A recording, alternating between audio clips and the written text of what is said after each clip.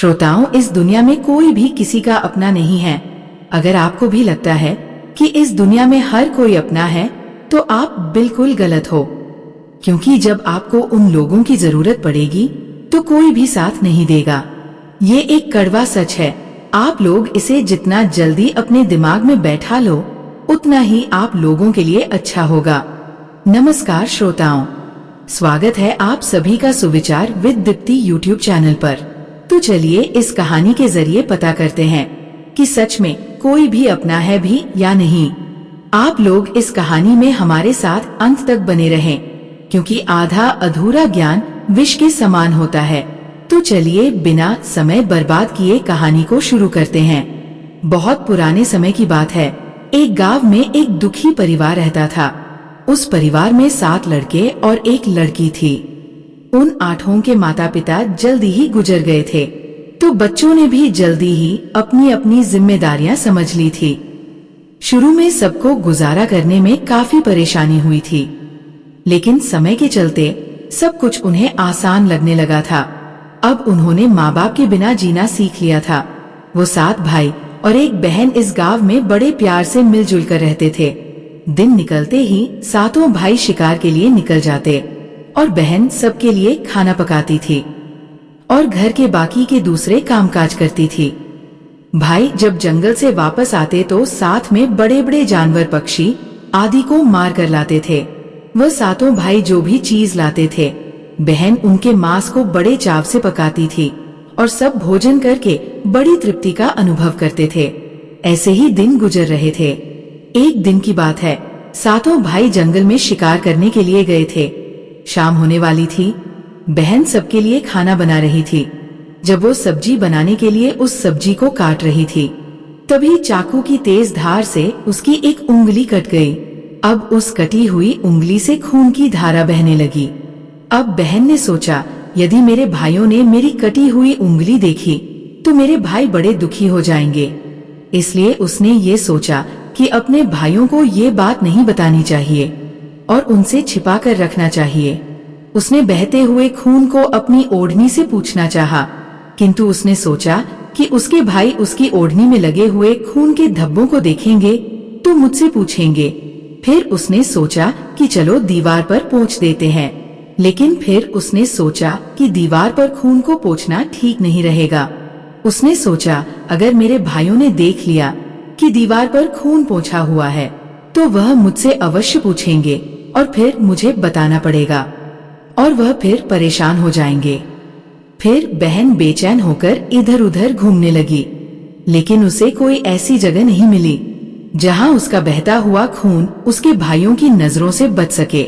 इसलिए उसे कोई उपाय न मिलने पर उसने उसी सब्जी में जो खाने के लिए बना रही थी, उसी में अपना खून जो था उसे डाल दिया। शाम को जब 7 भाई जंगल से वापस आए तो बहन ने भाइयों के लिए खाना परोसा। आज 7 भाइयों को सब्जी बहुत ही स्वादिष्ट लगी। 7 भाई अपनी अपनी उंगलियां चाटते रह गए और अपनी बहन की पाक कला की तारीफ करने लगे। अपनी तारीफ सुनकर बहन भी बहुत खुश हुई। 7 भाई दिन भर के काम करने के कारण थके थे, इसलिए 7 भाई उस दिन जल्दी सो गए। अगली सुबह रोज की तरह वो 7 भाई जंगल को चले गए। जब वो थोड़ी दूर चले तो उन्हें प्यास लग गई। तभी पास की झील में 7 भाइयों ने पानी पिया और वहीं के पास के पेड़ के नीचे जाकर बैठ गए और बातें करने लगे कि रात के भोजन में बहन ने जो सब्जी बनाई थी वह बहुत स्वादिष्ट थी। सभी उसी सब्जी की चर्चा करने लगे। 7 भाइयों ने कहा, इतना स्वादिष्ट खाना तो हमने आज तक नहीं खाया। वह 7 भाई कहते हैं, आज घर चलकर इसके बारे में अपनी बहन से जरूर पूछेंगे और जानकर रहेंगे कि सब्जी में उसने ऐसा क्या मिलाया था जिससे वो सब्जी इतनी स्वादिष्ट बनी थी। शाम को 7 भाई जब घर आए तो दोबारा अपनी बहन की पाक कुशलता की तारीफ करते हुए कहने लगे, हमारी प्यारी बहन, कल रात की सब्जी में तुमने ऐसा क्या मिलाया था? बहन बताना तो नहीं चाहती थी, क्योंकि वो सोच रही थी, अगर उसके भाइयों को पता चला कि उसकी उंगली कट गई है तो मेरे सारे भाई दुखी हो जाएंगे। इसीलिए उसने कहा, कुछ नहीं बड़े भैया, सब जो रोज बनाती हूँ वही बनाया था, तो उसका बड़ा भाई कहने लगा, प्यारी बहन, तुम्हें आज बताना ही पड़ेगा और मैं जानना चाहता हूँ कि हमारी बहन ने इतनी स्वादिष्ट सब्जी कैसे बनाई। बड़ा भाई आगे कहता है, तुम्हें मेरी सौगंध है बहन, तो तुम्हें आज सच्चाई बतानी ही पड़ेगी। बड़े भाई का सब सम्मान करते थे, इसलिए बहन को भी अब सच बोलना पड़ा। उसने धीरे धीरे सारी बात बताते हुए कहा, भैया मेरी उंगली कट गई थी तो बस इतना सा अपना खून सब्जी में मिला दिया था और ज्यादा कुछ नहीं। मैंने सोचा कि आप लोगों को पता चलेगा तो आप दुखी होंगे, इसलिए मैंने अपने खून को सब्जी में मिला दिया था। ये सुनकर 6 भाइयों ने मन में सोचा, इसके खून की चंद बूंदे इतनी स्वादिष्ट है तो इसका मांस कितना स्वादिष्ट होगा। रात के खाने के बाद 7 भाई सोने के लिए चले गए। 7 में फिर इस बात की चर्चा छिड़ गई। बड़ा भाई कहने लगा, अरे भाइयों, खून की कुछ बूंदे हमारी बहन की इतनी स्वादिष्ट है तो सोचो उसके शरीर का मांस कितना स्वादिष्ट होगा। सबने बड़े भाई की हाँ में हाँ मिलाई, परंतु छोटे भाई को ये बात गलत लगी। उसने बड़े भाई का मान रखते हुए कुछ नहीं कहा और अगले दिन शिकार के लिए 7 भाई जाते हैं। उस समय 7 भाइयों ने योजना बनाई कि बहन को मारकर उसका मांस बनाएंगे और खाएंगे। बहन का मांस खूब स्वादिष्ट होगा। 7वें भाई को अपने बड़े भाइयों की योजना बिल्कुल भी अच्छी नहीं लगी। वह अपनी बहन को बचाने के लिए बेचैन हो गया। वह खुलकर इसका विरोध तो नहीं कर सकता था, क्योंकि 6 भाई एक तरफ थे। सभी भाइयों ने मिलकर एक टीले पर बांस के पत्तों का एक चबूतरा बनाया, जिसे चांद कहते हैं। उनकी योजना यह थी कि बहन को बहला फुसलाकर यहाँ पर लेकर आएंगे और तीर मारकर अपनी बहन की हत्या कर देंगे और उसका स्वादिष्ट मांस खाएंगे। अगले दिन बड़े भाई ने अपनी बहन से कहा, मेरी प्यारी बहन, अब तुम बड़ी हो गई हो और शादी के लायक हो गई हो। मैंने तुम्हारे लिए एक सुंदर वर की तलाश की है। आज हम उसको देखने जाएंगे और उसका घर भी देख कर आएंगे, इसीलिए तुम भी हमारे साथ चलोगी। बहन शादी की बात से बहुत खुश हुई, तुरंत तैयार होकर भाइयों के साथ चलने लगी।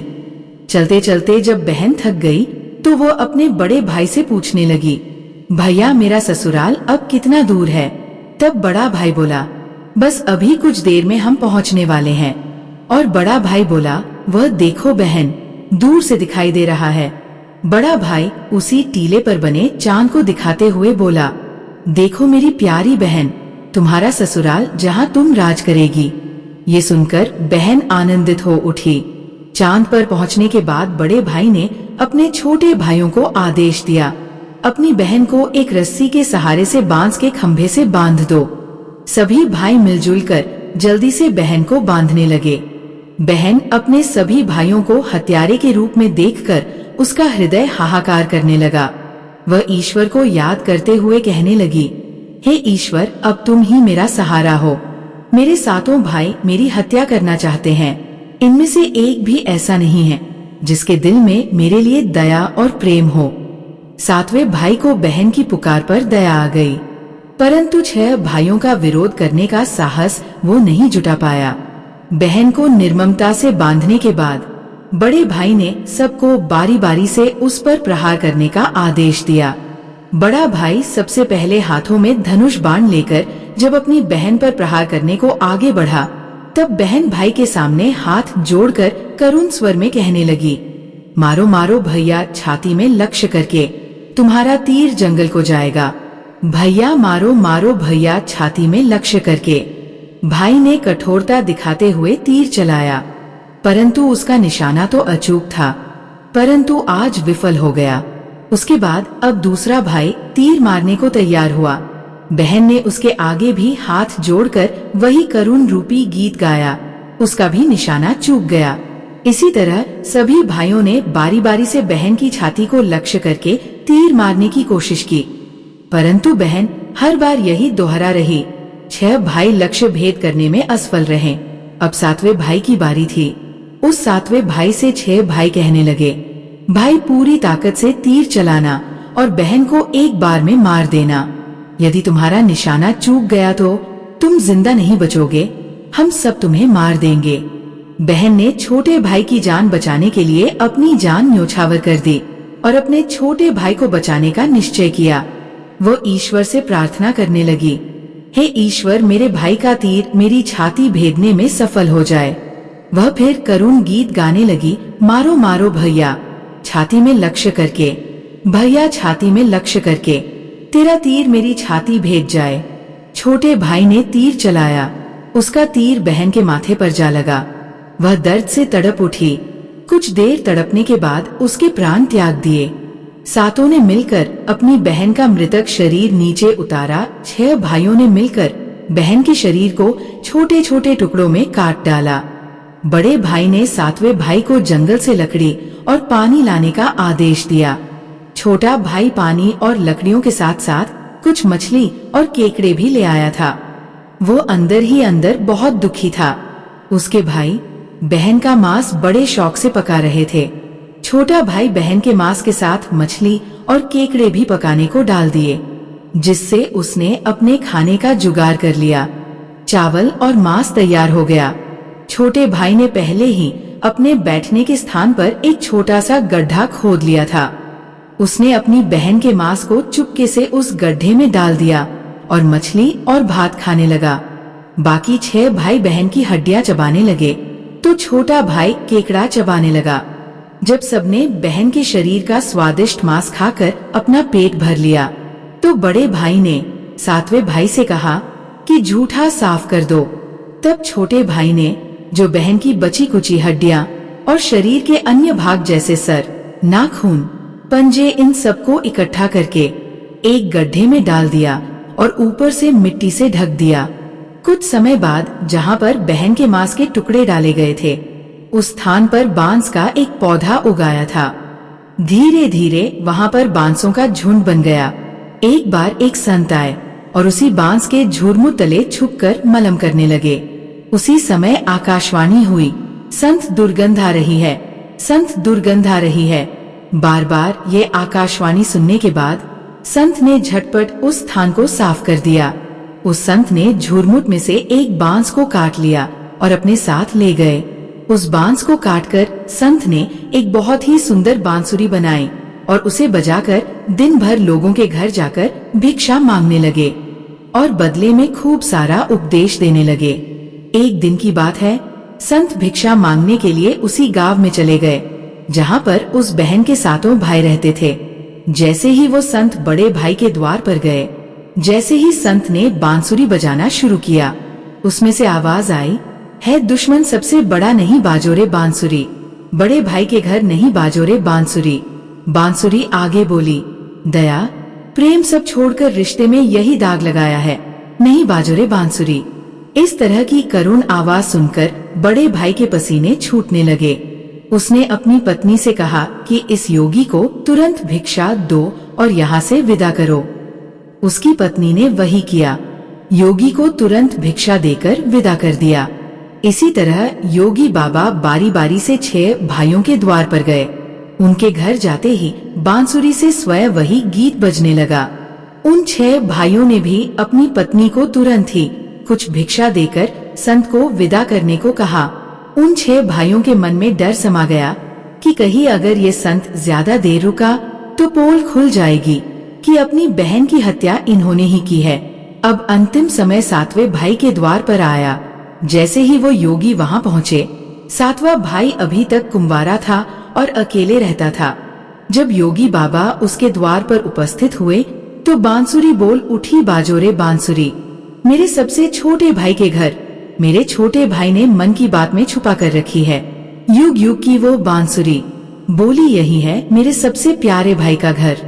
योगी की बांसुरी से इतने प्यारे और दिलचस्प गीत बजते सुनकर छोटे भाई ने उन्हें सम्मान के साथ अपने घर में बैठने के लिए स्थान दिया और जलपान से उनका सत्कार किया। उसके बाद छोटे भाई ने बांसुरी के विषय में चर्चा की। योगी ने बांसुरी के जन्म की कहानी छोटे भाई को बताई कि कैसे उन्होंने बांस को काटकर बांसुरी बनाई है और कैसे आकाशवाणी हुई थी। छोटे भाई ने उस बांसुरी को योगी से मांगने की प्रार्थना की। योगी ने उस छोटे भाई को वो बांसुरी सौंप दी। योगी के चले जाने के बाद छोटे भाई ने बांसुरी को अपने बिस्तर के सिरहाने की तरफ साफ सुथरे स्थान पर धूप दीप जलाकर सम्मान के साथ रख दिया। कुछ दिनों के बाद छोटे भाई के घर में परिवर्तन दिखाई देने लगे। जब वो काम से घर लौटकर आता तो सारा घर साफ सुथरा होता था। जब रोज रोज यही बात दोहराने लगी तो छोटे भाई ने अपनी भाभीियों के घर जाकर पूछा, भाभी मेरी गैर हाजिरी में आप लोग मेरे घर की साफ सफाई करते हो क्या? सभी भाभीियों ने जवाब दिया, हमें अपने घर के कामकाज से फुर्सत नहीं है, तुम्हारा घर कैसे साफ करेंगे? छोटे भाई ने निश्चय किया कि वह आज छुपकर देखेगा कि उसका घर कौन साफ करके जाता है। इसलिए छोटा भाई आज काम पर नहीं गया और वो घर के एक कोने में छुप गया। घर सुनसान होते ही जहाँ पर बांसुरी स्थापित की थी वहाँ से उसकी बहन की शक्ल की एक लड़की निकली और उसने घर का सारा काम किया और फिर उसी बांसुरी में समा गई। छोटे भाई ने ये सब देखा तो उसे अपनी आंखों पर विश्वास नहीं हुआ। फिर छोटे भाई ने ये बात अपनी बड़ी भाभी को बताई। बड़ी भाभी ने अपने छोटे देवर को समझाया कि जैसे ही लड़की बांसुरी से बाहर निकलेगी तुम उस बांसुरी को आग में डालकर जला देना और फिर उस पर तुलसी का जल छिड़क देना, फिर देखना क्या होता है। छोटे भाई ने बड़ी भाभी के कहे मुताबिक काम किया। उसने लड़की के निकलते ही बांसुरी को आग में डाल दिया और लड़की पर पवित्र तुलसी का जल छिड़काव किया। तुलसी जल के स्पर्श से वह लड़की मानव रूप में आ गई। भाई ने देखा वो तो उसकी प्यारी बहन है। उसने अपनी बहन को गले से लगा लिया। उसके बाद दोनों बहन भाई बड़े प्रेम से रहने लगे और बहन ने भाई को और भाई ने बहन को अपना लिया। खुशी से एक दूसरे के साथ रहकर वे जीवन यापन करने लगे। दोस्तों, ये एक कड़वा सत्य है कि इस दुनिया में कोई भी व्यक्ति किसी का सच्चा अपना नहीं होता। रिश्तों की मिठास और दोस्ती का बंधन अक्सर स्वार्थ से जुड़ा होता है। जब हम कठिनाइयों का सामना करते हैं तब हम देख सकते हैं कि हमारे आसपास कितने लोग वास्तव में हमारे साथ हैं। बाहरी दुनिया में सब कुछ दिखावटी है। हर कोई अपने फायदे के लिए रिश्ते बनाता है। ऐसे में जब हमें समर्थन और सहारे की जरूरत होती है तो अक्सर हम अकेले रह जाते हैं।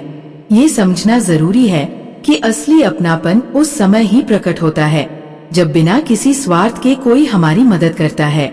इस सच को स्वीकार करने में हमें समय लग सकता है, लेकिन यही समझ हमें मजबूत बनाती है। जब हम ये जान लेते हैं कि असली मित्रता और अपनापन बिना शर्त के होते हैं, तब हम सच्चे रिश्तों की कद्र कर सकते हैं। इसलिए हमें अपने रिश्तों में सतर्क रहना चाहिए और उन लोगों को पहचानना चाहिए जो हमारे साथ सच्चे दिल से खड़े होते हैं। इस सच्चाई को अपनाना हमें एक बेहतर इंसान बनाने में मदद कर सकता है। दोस्तों, आपने आज इस कहानी से क्या सीखा, आप हमें कमेंट सेक्शन में जरूर बताएं। और हाँ, हमारे चैनल को सब्सक्राइब करना ना भूलें ताकि आपको ऐसी ही और भी प्रेरणादायक कहानियाँ मिलती रहें। धन्यवाद।